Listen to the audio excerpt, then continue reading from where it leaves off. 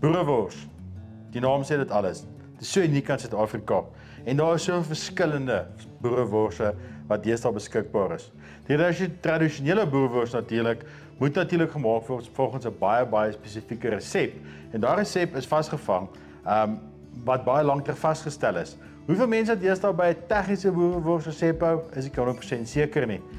Net hier voor my het ons 'n barbecue wors, ons het 'n tradisionele een, hier's een met chutney en dan 'n interessante een met pinotage en garlic. Wors vir my moet so tradisioneel as moontlik gemaak word. Ek hou van 'n klein bietjie koriander, ek hou glad nie van 'n naaltjie nie, definitief nie nutmeg nie. So hoe meer tradisioneel die wors vir my, hoe beter. Net die eenvoudige smaak van goeie vleis, klein bietjie vet en 1 of 2 speserye wat nie te oordonderend is nie. Nog 'n interessante ding is hoe braai mense hulle wors. Ek hou vir my wors definitief sappig. Hy moet nog eintlik 'n klein bietjie pink in die middel wees.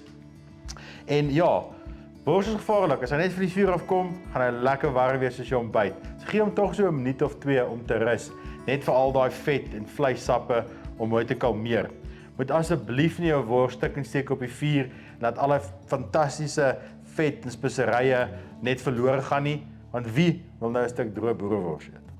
Een van die goed wat ek baie hoor is as jy jou wors dra en jy breek hom, dan is hy nou gaar. Maar as hy daar kom is hy reeds te gaar en natuurlik as jy hom ook breek, gaan al daai fantastiese vet en vleissappe natuurlik uitspuit op die vuur. So ja, braai 'n paar keer 'n wors en maak seker, ek voel altyd en sê nee, ek voel nog definitief 'n klein bietjie, daar's 'n bietjie 'n gee in die wors en vir my is dit amper 100% reg. Soos enige vleis, enige ding wat jy kook, is nog steeds hitte betrokke en hy hou aankook sodra jy hom afhaal van die vuur af.